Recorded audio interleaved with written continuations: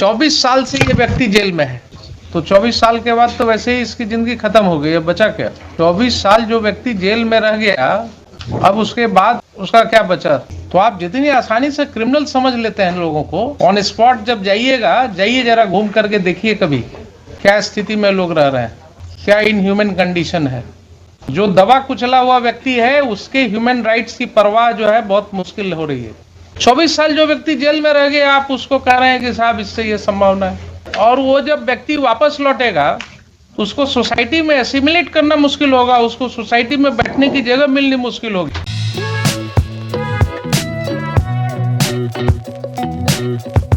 पहले तो जरा सा ब्रीफ फैक्ट्स दे दीजिए और उसके बाद तब आगे बढ़िए। इनको जो सजा हुआ है, डेट ऑफ कन्विक्शन है 21/12/2000 और फिजिकल इनका हो चुका है हुजूर 24 साल। विदाउट रिमिशन हुजूर 24 साल हो चुका है इनका। विदाउट रिमिशन 24 साल जी। और विथ रिमिशन? विथ रिमिशन हुजूर 30 साल हो गया है। 30 इयर्स जी। और इनको रिलीज नहीं किया जा रहा है हुजूर। 9/3/2022 को आयोजित राज्य दंडादेश परिहार परिषद की बैठक में पुलिस अधीक्षक के प्रतिकूल प्रतिवेदन के कारण असमय कारा मुक्ति का प्रस्ताव ये कोई रीजन है शर्मा जी? ये ऐसे कहीं रीजन दिया जाता है? क्या जानेगा कि पुलिस अधीक्षक का क्या प्रतिकूल आवेदन हुआ, क्या कंसिडरेशन है आपका?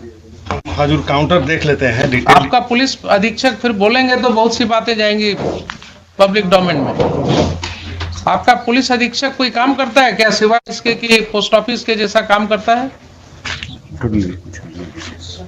एक केस में हमने देखा कि एक चौकीदार ने लिख दिया कि ड्रेडेड क्रिमिनल है ये, यही रमिशन वाले मैटर में चौकीदार ने लिखा कि he was a dreaded criminal, जबकि उस व्यक्ति के खिलाफ कोई दूसरा मुकदमा नहीं था। एंड वो रिपोर्ट ट्रेवल किया from officer in-charge to SP, and SP ने उसको फॉरवर्ड किया, and then on that ground that remission was rejected. आप इसी तरह से रीजंस देते हैं क्या सबका रिजेक्शन का? 2 लाइन में बस लिख दिया प्रतिवेदन। इसी को कहा जाता है क्लोज माइंड से काम करना। बोलिए, इसके ऊपर ही कहते हैं आपकी 10 केस प्रतिवेदित है, he is not convict in those cases. Is it a ground? Can it be said to be a valid ground to reject his request for premature release? And that too to a person who has remained in custody for 28 years, actual custody. 20 में तो इनका जो conviction हुआ है 2000 में। Conviction कभी भी हुआ है। 28 साल ये व्यक्ति जेल में बिता चुका है। 24 साल कह रहे हैं, 24 साल ये कह रहे हैं। 24 साल जी। और रिमिशन के साथ 30 साल जी। तो 24 साल के बाद तो वैसे ही इसकी जिंदगी खत्म हो गई, अब बचा क्या? 24 साल जो व्यक्ति जेल में रह गया, अब उसके बाद उसका क्या बचा? Is it your policy that if 10 cases are pending against him, then he would not be entitled to be considered for release? बोलिए Sharma ji. There is heinous crime, my lord. The bar, my lord. There are 4 types of bar enumerated in Roman 4 A, B, C, D, my lord. Yes. पढ़िए क्या क्या? First, my lord, prisoner convicted of heinous offence, ठीक है। such as rape, डकैती, terrorist crime, etc. These are the inclusive, my lord, not exhaustive. Not covered. Petitioner is not covered under this. He is convicted under section 302, my lord. And 302 is eligible for. prisoner who have been convicted for organized murder in a premeditated manners and in an organized manner. That is not your case. Professional murderer who have been found guilty of murder by hiring. That is also not your case. Convicted prisoner who commit murder while involving in smuggling operations. That is also not who your are case. guilty of murder of public servants on That is also not your case. एक So his case was not covered under the exceptions. ये हजूर इनके जो record पहले ये इन चारों में से कोई एक्सेप्शन अप्लाई करेगा इनके केस में? नहीं, वो तो नहीं हजूर करेगा। नहीं करेगा ना? नहीं करेगा हजूर। And that is not the reason. That is not the reason provided by you for rejection.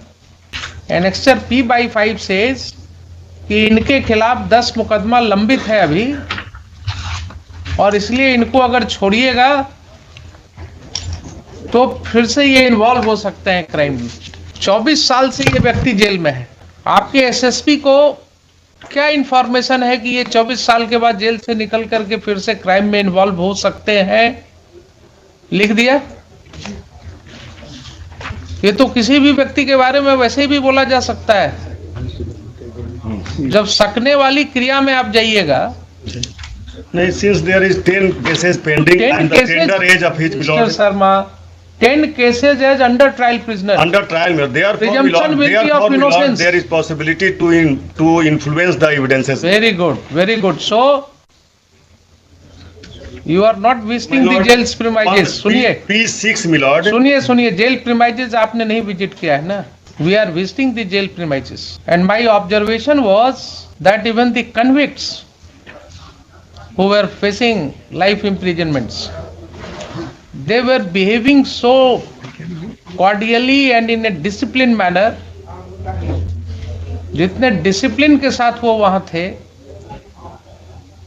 जितनी समझदारी से वो कॉर्डियली इंटरेक्ट कर रहे थे मेरे से, वो यही दिखाता था कि they are also member of the civilised society, they must have fallen prey to the circumstances. तो आप जितनी आसानी से क्रिमिनल समझ लेते हैं लोगों को। हुजूर प्रभु जी अगर नहीं सुने, इनका ऑफिसर तो प्रधान राष्ट्रपति का भाषण सुना होगा ना, जेल का कंडीशन कहा था राष्ट्रपति ने अभी एक वीक पहले। जी ऑफिसर सुने होंगे, नहीं समझ सुने। सकते हैं। आपको बहुत सी बातें जो हैं वो डिफिकल्टी हो रही है मुझे भी बोलने में ऑन कैमरा। जो दबा कुचला हुआ व्यक्ति है उसके ह्यूमन राइट्स की परवाह जो है बहुत मुश्किल हो रही है। ऑन स्पॉट जब जाइए जरा घूम करके देखिए कभी क्या स्थिति में लोग रह रहे हैं, क्या इन ह्यूमन कंडीशन है। तो समटाइम्स जब अपने अंदर झांक करके देखिएगा ना तब पता लगेगा। 24 साल जो व्यक्ति जेल में रह गया, आप उसको कह रहे हैं कि साहब इससे ये संभावना है। एक उसको तो प्रश्न और मुश्किल हो उठेगा जाएगा हुजूर, कि जब ये एक वापस- प्रश्न और उठेगा। इस बीच में उस सब केस का ट्रायल क्यों नहीं करा दिए? नहीं हम तो और प्रोड्यूस करते रहते। और वो जब व्यक्ति वापस लौटेगा तो उसको सोसाइटी में एसिमिलेट करना मुश्किल होगा, उसको सोसाइटी में बैठने की जगह मिलनी मुश्किल होगी। और ये बहुत सी किताबें हैं इस पर research. When the prisoners come home, when the prisoners come home एक बुक ही है, काफी दर्दनाक कहानियां आपको उसमें मिलेंगी कि जब वो लौटते हैं प्रिजन के बाद इतने साल की सजा भोग करके, देयर आफ्टर उनको क्या क्या फेस करना होता है अपनी ही सोसाइटी में। इसलिए अपने ऑफिसर्स को कहिए थोड़ा दया दिखाने की जरूरत नहीं है, लेकिन कानून के ऊपर जो है अपने आप को मत रखें।